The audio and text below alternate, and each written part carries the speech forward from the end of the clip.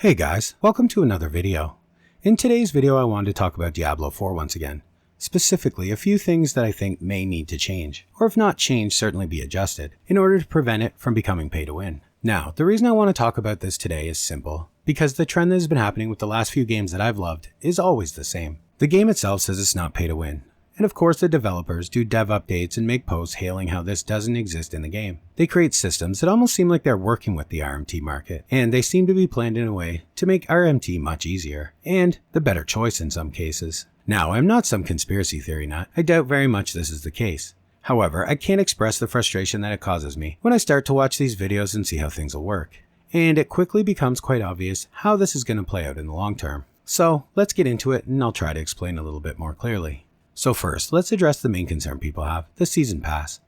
I personally do not love the Season Pass model. I think all it does is add crap to the game, and it always ends up leading to giant cat heads or something and just ruins the whole experience. I don't know about you guys, but half the players I encounter in my dark Diablo world wearing pink kitty pajamas riding surfboards are not exactly immersion building for me. I mean, I do understand why game companies add Season Passes.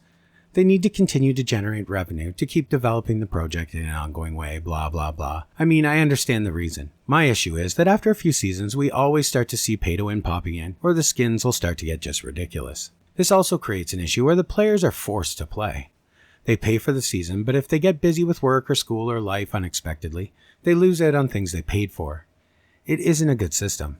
The one upside here is post after post by the devs where they say they promise that nothing in the Season Pass is going to be pay to win. It's going to be simply cosmetic and any of the potential boosts will only apply to alts. So that's something, I guess. But this is always a slippery slope, and my concern is still, will it stay like this in the long term? When you have a game like Diablo and you want revenue, why not simply create small dungeons or mini-map areas, something that can be sold in a DLC format every 3 months? It's just a healthier and better perceived format. But what do they care what I think? I am just simply glad, at least for the moment, that the Season Pass won't be pay to win. And that, of course, is generally where these games and the media and the devs leave it. Diablo 4 will not be pay to win, because we say so. But for me, there is something else that needs to be considered, and could potentially make it completely pay to win, in one way or another.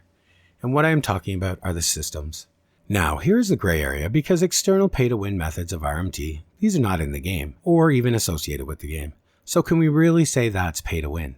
I mean, every game has external RMT these days. It isn't the fault of the game or the developers. But when developing a game, you always need to keep this in mind, in my opinion. RMT is a reality today. And if you want your players to play for a very long time, you need to plan and look at other games, and understand what systems you create that could potentially be exploited by RMT. And in this case, they have not, it would seem.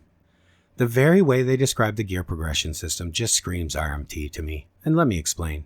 So the main gear progression system in Diablo 4, from how it's described, will work basically like this. You will always want to be hunting legendary aspects. These will come from a couple sources we know of. The Codex of Power. This is a collection of all the possible legendary aspects or effects that you've unlocked through completing dungeons and in all activities that unlock them. Then, to get better forms of these powers, you're going to want to be hunting legendaries with better versions of these powers and take them to the occultist. What this then does is allow you to extract these powers in a better form and transfer them to an aspect, destroying the legendary item, at which time you can then apply the aspect to another item. Now, of course, this doesn't create any direct issue, because as we know, these legendaries will not be tradable, so it all sounds good so far. Now, this next part is where things will get a little sketchy, and sketchy in a very obvious way. First, let's look at legendaries. Legendary items, as you can see here, can roll with 5 affixes, 4 random and 1 legendary aspect. Now, rare items. These can roll 5 affixes, and you can then go to the occultist and now place the legendary aspect that you just extracted on this rare item. This is where the problem begins to become obvious.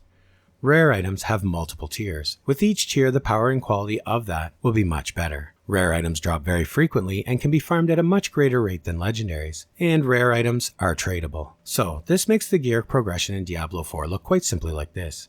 You play the game, chasing perfect rolled rares. First regular rares, then ancient rares, then sacred rares. Getting that perfect legendary will be very difficult and could even potentially be impossible, as they have said in many dev blogs.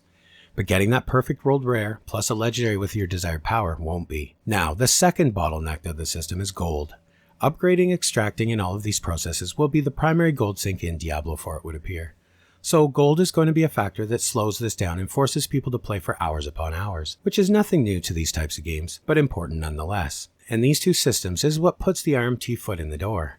If these rares are tradable and everything about this progression system is bottlenecked by gold, you can 100% expect the G2G gold sellers, and everyone like them, to be spamming and advertising very soon after release, even day one. These guys will be running bots to hunt rares 24/7 and selling them. This also opens the door for Blizzard itself to later introduce what they will call soft pay to win, in the form of a 10% increased gold from drops token or something like that, or a 25% upgrade cost reduction if you buy the season pass, both in this case being clear pay to win. Allowing players to upgrade things easier, transfer powers faster, you get the idea. So it won't be long before certain players start swiping to buy perfect rares from the RMT shops, to then transfer the powers they've collected onto.